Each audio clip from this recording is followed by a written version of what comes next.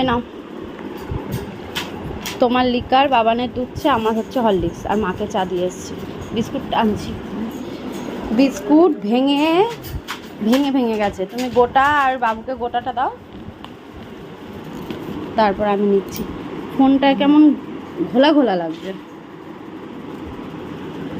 পাপা এই যে এসো এসো, নিচে আসো তো বাবাই। এই যাও দেখি, সকালবেলা তো পড়াশোনা করেছো, আর এই যে মামামের সাথে এত কাজ করতে হবে না। বিছানা ঝাড়ছে বুঝলে। এখন দাদা যাচ্ছে মিশুনের সাথে, এখন বাজারের দিকেও যাবে, আর সাথে হচ্ছে মালিক বাড়ি যাবে। সাবধানে বসবা, ধরে বসবা। কি গো? ও ওই যে ইয়েগুলো। টাটা করে দাও দাদাকে, টাটা করে দাও। দাদা কই? দাদা কই? দাদা কই? দাদা চলে যাচ্ছে বাবা। না না, দাদা ঘুরতে যাচ্ছে বাবার সাথে। হ্যাঁ টাটা করে দাও। চপা না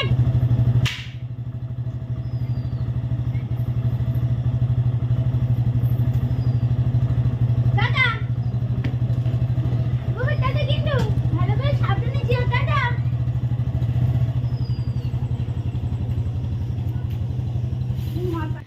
হ্যালো এভরিওয়ান, গুড মর্নিং। আশা করছি সবাই খুব ভালো আছো। নতুন একটা ব্লগে তোমাদের সবাইকে অনেক স্বাগত জানাচ্ছি। সকালের ওয়েদারটা বলছে মেঘলা মেঘলা, রোদ তেমন একটা ওঠেনি আজকে। সকালবেলা আমরা সবাই চাটা খেয়েছি। এখন ওরা চিকেন আনবে, বাবান চিকেন খাবে আজকে। তো বললাম কি খাবি? বলো চিকেন। তো আমি বললাম তাহলে চিকেনটা নিয়ে আসো, আর ওই কাজের ওখানে যাবে ছেলে। এখন দাদা কোথায় গো? ও বাবা, কি অবস্থা গো! এই রাস্তাটা মানে মানুষজন আর চলার মতন নেই। ও হ্যাঁ, চলো আসো। আমাদের একটুখানি ঘোরা হয়ে গেল দাদার সাথে বাবার সাথে, তাই না বাবা? এখন দিদুনের সাথে বসে থাকবে, আর মাম্মাম এখন সকালে রান্না করবে। মা মা মা মা মা মাম্মা মাম্মা মামা মামা জানো মজা। সকালবেলা এখন খাওয়া হবে আলু সেদ্ধ, আলু ভাজা, গরম গরম ভাত, সাথে হচ্ছে মাছ ভাজা। তো ওরা তো বেরোলো, ওদিকে মা ছেলেকে নিয়ে বসে আছে। আমি এখন ভাত বসাচ্ছি। ভাত বসিয়ে দিয়ে ছেলেকে আবার একটু কলা খাওয়াতে হবে, সেটা খাওয়াবো। আর ভাত বসিয়ে দিয়ে এদিকে আলু ভাজা করব, আলুটাও কাটতে হবে। আজ দুপুরবেলাও ভাত করতে হবে, কারণ ওই সেদ্ধ দেওয়া হয়েছে তো। আর দুপুরের ভাত এখনের ভাত যদি একবারে করতে যায়, তাহলে সেই ভাতগুলো কেমন ইয়ে হয়ে যাবে। আমার তো খুব বেশি বড় হাঁড়ি না, তবে হ্যাঁ ও মা, আমার ওই হাঁড়িটা তো রয়েছে না, এর থেকে যে বড় হাঁড়িটা রয়েছে। হ্যাঁ মনে হতে ছিল না, একটা হাঁড়ি রয়েছে। থাক, হ্যাঁ সেটাই। আমার বড় আবার গরম গরম ভাতের সাথে গরম গরম মাংস খেতে চাই। এই সকালে ভাত করলে এটা আবার ঠান্ডা হয়ে থাকবে। ঠিক আছে চলো।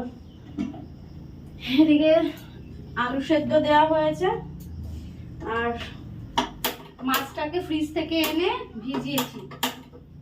গ্যাস ধরে না কেন?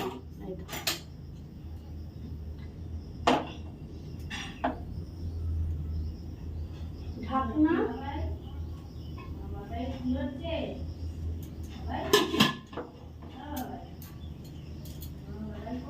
না করলে হবে না।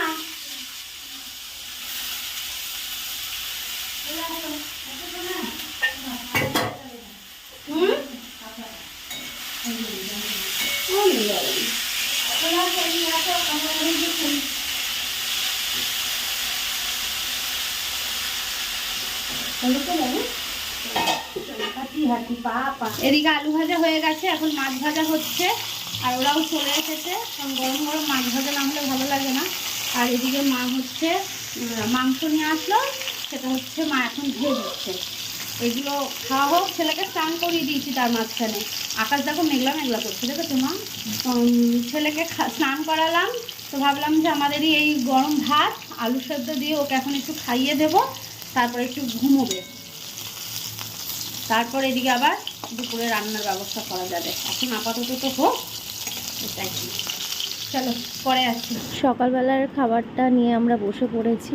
এদিকে ছেলেকেও একটু খাওয়াবো, আলু সেদ্ধ, আলু ভাজা, আর সাথে রয়েছে মাছ ভাজা। ওদিকে বাবান আর ওর মেশুনও খাচ্ছে, আর মা ওদিকে খাবার নিয়ে আসছে। মাকে বললাম যে মা নিয়ে আসো, এখানে একবারে একসাথে বসে যায়। ছোট ঘর কষ্ট হয়, তবুও কিছু করার নেই, ভালো লাগে একসাথে বসলে। হঠাৎ আকাশের দিকে তাকিয়ে দেখি এক সাইডে এত মেঘ করে রয়েছে, তবে মুষলধারে বৃষ্টি হলো। কি বলবো, মানে কতবার যে বৃষ্টি হলো, থামলো, আবার হলো, এরকম একটা ব্যাপার। এদিকে আমি দুপুরবেলা রান্না জোগাড় করছি, আর মাকে বললাম মা তুমি স্নান করে পুজো দিয়ে নাও, আর আমি এদিকে রান্না মানে সেরে ফেলতে পারবো। আর মা আলু, পেঁয়াজ, রসুন এগুলো কেটে দিল। আর ওইদিকে বাবান কিন্তু আমাকে হেল্প করছে। কি বলতো, যে ফ্রিজ থেকে যদি টুকটাক জিনিস আনতে হয়, তো সেইগুলোই আনা নেওয়াতে হেল্প করছে, তাহলে আমার যেতে হচ্ছে না। আর ওইদিকে আমার ছেলে ঘুমোচ্ছে, আর ওর বাবা হচ্ছে ওপরে কিছু কাজ করছে হয়তো ব্যালকনিতে। আর বাইরে তো মুষলধারে বৃষ্টি হয়ে যাচ্ছে, কি বলবো, মানে কতক্ষণ ধরে যে বৃষ্টি হচ্ছে সে আর বলার নয়। আজকে কিন্তু অনেক দিন পর ম্যারিনেট করে মাংসটা করব। অন্যান্য সময় তো তেলের মধ্যে একবারে দিয়ে দিই, সমস্ত মশলা কষায় তারপর মাংস দিই। তো আজকে দই টই দিয়ে ম্যারিনেট করে তারপরেই বসাবো। তবে আমি দেখেছি দই দিয়ে মাংস করলে না, মাংসটা নরম হয় ঠিকই, কিন্তু যেন ছেড়ে ছেড়ে যায়, কেন জানি না। আমি কিন্তু বেশিক্ষণ রেখেও দিই না ম্যারিনেট করে, হয়তো 5-7 মিনিট, কিন্তু আমার কাছে এরকম হয়। তোমরা জানিও তো, তোমরা কি এরকমভাবে করো বা এরকম হয় কি, জানিও কমেন্ট করে কেমন। তো যাকে দিয়ে সমস্ত মশলা নিয়ে নিচ্ছি, মাংসটাকে মাখিয়ে নেব। আর ওদিকে বাবানকে বললাম যে দিদুন স্নান করে আসলে তুইও স্নান করে নে।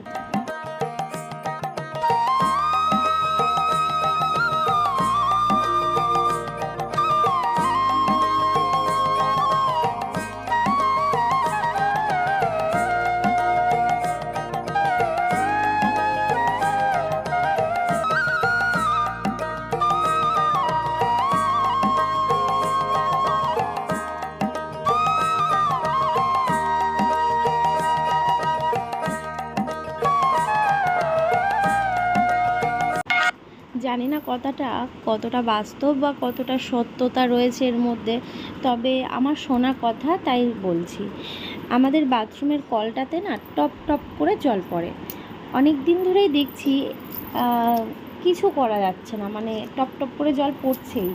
আর এই জিনিসটা থাকা বাস্তুমতে আমার মনে হয় ভালো না। তো তার জন্যেই আর কি ওই কলের জন্য লোক আসবে বাড়িতে। এবার বোঝোই তো, সারা বাড়ি যখন নিস্তব্ধ হয়ে যায় আর বাথরুমের কলটা দিয়ে টপ টপ করে জলটা পড়ে, শুনতেও খারাপ লাগে, আর তারপর ভালোও লাগে না, তাই না? এই ব্যাপারটা সারা বাড়ি জুড়ে ওই টপ টপ আওয়াজটা, আমি শুনেছি এটা ভালো না, নাকি এই কল থেকে জল পড়তেই থাকবে, ওইটা ভালো না। তো তার জন্যে অনেক দিন ধরেই বলা হচ্ছে ওই প্লাম্বার মিস্ত্রিকে, কিন্তু আসছেই না। তো তার জন্যে আজকে আমার বর আবার সকালে বেরিয়েছিল, তখন গিয়ে বলে এসেছে যে আজকে যেন অবশ্যই করে আসে। তো বিকেলের দিকে আসবে, মানে বিকেল বলতে সন্ধ্যের দিক করেই আসবে, কলটা সারিয়ে দিয়ে যাবে। আর তার সাথে আরও কিছু কাজ আছে, সেটা মনে হয় না আজকে হবে, সেটা মনে হয় পরের দিনের জন্য। কারণ ওই কি বলবো, বললো পরিষ্কার করবে, মানে ওই ট্যাঙ্কিটা তো আমার বর পরিষ্কার করেই, কিন্তু ওই পাইপগুলো আমার বর একা তো পারে না পরিষ্কার করতে, বা কিভাবে করে ও জানেও না অতটা, তো ওইটা তো লোক দিয়েই করাতে হবে। তো সেটাই করতে আসবে আর কি। আর এদিকে রান্নাবান্না কিন্তু একদম কমপ্লিট, দুপুরবেলা ভাতও করে নিয়েছি। আর এদিকে ঘর বারান্দা সমস্তটা ঝাড় দিয়ে নিয়ে একবার মুছে নেব। সবার ওইদিকে স্নান হয়ে গেছে, আর আমি স্নান করলেই তারপর সবাইকে খেতে দিতে পারবো। তো এদিকে আমি ঘরটা মুছলেই স্নানে যাব। ঘড়িতে কিন্তু প্রায় অনেকটাই বেজে গেছে, যেহেতু সকালবেলার খাওয়া দাওয়াটা একটু লেট হয়েছিল, কারণ বাবানরা একটু বেরিয়েছিল, দেখলেই তোমরা। তো ওই জন্যে দুপুরের খাবারটা একটু লেট করেই খাওয়া হবে। তো এদিকে দেখতেই পাচ্ছ রান্নাঘর দিয়ে বারান্দা দিয়ে এখন মুছতে শুরু করে দিয়েছি। কিন্তু আজকে খুব একটা ফুল ফোটেনি, তাই মা কিন্তু ওই 2-1টা নয়নতারা ছিল সেইগুলো দিয়েই পুজো দিয়েছেন। বৌদির বাড়িতেও আজকে গাছে ফুল ছিল না, কে যেন ফুল তুলে নিয়ে গেছে। আমাদের গ্রামগঞ্জে না এটাই হয় জানো তো, বাইরে কোনো গাছ থাকলে সেটা মানে চুরি হয়ে যায়। তো আর কি করা যাবে, তো বৌদিও সেই নিয়ে বকবক করছিল যে রিয়াঙ্কা জানো সব ফুল নিয়ে চলে গেছে। আর আমাদের ছাদে ওই নয়নতারা ছিল কয়েকটা, আর সাথে ছিল হচ্ছে ওই থোকা যে নীলকণ্ঠ ফুল হয়েছে সেটা, ওইগুলো দিয়েই মা আজকে পুজো দিয়ে নিয়েছে। আর কি করা যাবে, আমাদেরও গাছে কিন্তু এখন অনেক কম ফুল ফোটে, আমাদের অবশ্য ছাদে, তবুও যেন অনেক কম ফোটে। আচ্ছা, একজনের কমেন্ট দেখলাম, মানে তোমরা দেখলাম অনেকেই কমেন্ট করছো যে রিয়াঙ্কা ছাদে গাছগুলোর হয়তো একটু জায়গা পরিবর্তনের প্রয়োজন, নিচে লাগিয়ে দেখো কি হয় লঙ্কা গাছের মতন। হ্যাঁ, আমিও সেটাই ভাবছিলাম, তবে কি বলো তো, চাল কুমড়ো গাছ তো নিচ থেকে যদি আবার উপরে বাইয়ে দিই তাহলে আবার ওই বুঝতেই পারছো পাশে জঙ্গল যেহেতু, যদি মানে পোকামাকড় কিছু বেয়ে ওঠে, বাড়িতে বাচ্চা রয়েছে, ভয় তো লাগবেই, আর এই সমস্ত জিনিস বলে কথা। তো সেই জন্যে না আমরা ওই রিস্কটা নিতে পারছি না যে নিচ থেকে ওপরে বাইয়ে দেব। আমার গলার এই জায়গাটা এত চুলকাচ্ছে, জ্বলে যাচ্ছে, চুলকানো বলতে কি জ্বালা করছে, আমি হাতটা পড়তেই পারছি না, হঠাৎ কেন কি জানি প্রচণ্ড জ্বালা করছে। তো বাবা ওকে খাইয়ে নে ও মামা, না আমি তোমাদের খেতে দিয়ে তারপর বাবুকে খাওয়াবো, আছে, আমরা খেয়েছি তো বেলা করে। হয়ে যাবে, যাই না দেরি আছে তো বললে হবে না, বাবানের খিদে পেয়ে যাবে, ওর মিঠুনের খিদে পেয়ে যাবে। ছাদে কি ফুল হয়েছে নাকি মা, মানে কালকে ফুল ফুটবে? কালকে বিপত্তারিণী পুজো তো বৌদি বলছিল। কোনো মানে করি হয়ে রয়েছে। ও মানে ছোট করি না বড়? ও আর সেই বন্ধুদের ওখানে ফুল পেলাম না ভালো,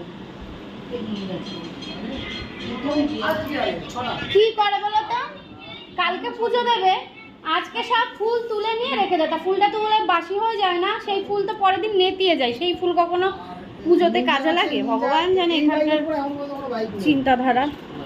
চলো পরে আসছি, চুল টুল আসছে নি, সিঁদুর পরে নি, দিয়ে ওদেরকে খেতে দেবো, ছেলেকেও খাবো, ওরও খিদে পেয়ে গেছে। নতুন করে ভাত করলাম, আর চলো চিকেনটা তোমাদের দেখাই। এই হচ্ছে চিকেনের কালার, লাইটটা জ্বালিয়ে দিই, কেমন লাগছে কমেন্ট করে জানিও। আর এখানে রয়েছে কুমড়ো আর উচ্ছে দিয়ে ভাজা, আমাদের গাছের উচ্ছে, এটা দিয়ে ভাজা করা হয়েছে, আর এই লাল লাল ঝাল ঝাল চিকেন। এই তোর খাবার এই দিকে, চলাই চলাই, দেখো দেখো দেখো দেখো দেখো, চলাই চলাই চলাই, এই তোর খাবার সামনে, আসো। এই যে খেতে দিয়েছি বাবানকে, আর এই যে বাবানের মিশুন খাচ্ছে, আর বাবান তো কিছুই নেয় না, ঝোল টোল কিছুই নেয় না, শুধু চিকেন আর আলু। ভাল লাগছে এইভাবে খেতে, খেয়ে নাও। দুপুরবেলা কিছু কাজ করছিলাম, তো তারপরেই এই দাদারা আসলো কল ঠিক করতে।